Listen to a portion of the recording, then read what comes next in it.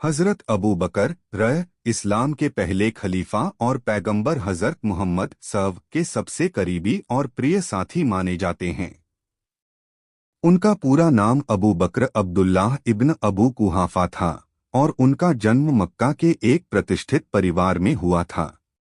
इस्लाम अपनाने वाले सबसे पहले लोगों में अबू बकर का नाम आता है और उन्होंने इस्लाम की पहली घड़ी से ही पैगंबर के साथ कई कठिनाइयों और संघर्षों का सामना किया। इस्लाम में योगदान।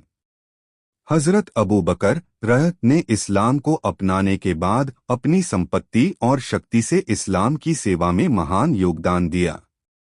उन्होंने अपने समय और धन से मुसलमानों की सहायता की।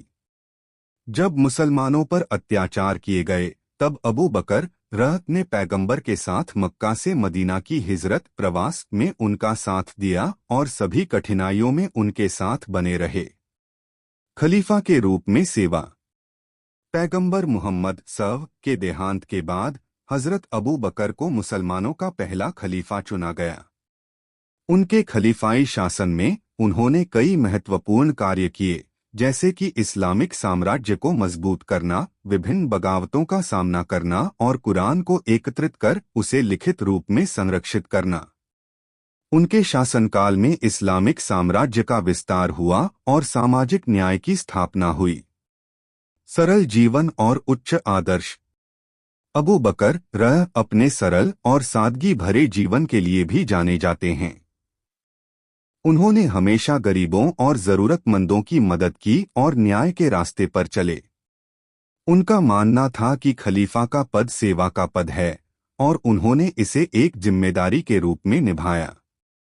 उनके जीवन और शिक्षाओं से लोगों को सच्चाई, ईमानदारी और संयम के रास्ते पर चलने की प्रेरणा मिलती है। हज़रत अबू बकर की कहानी इस्लाम के प्रति समर्पण, सेवा और इंसानियत का प्रतीक है। उनका जीवन मुसलमानों के लिए एक आदर्श उदाहरण है और उनका योगदान हमेशा याद किया जाता रहेगा।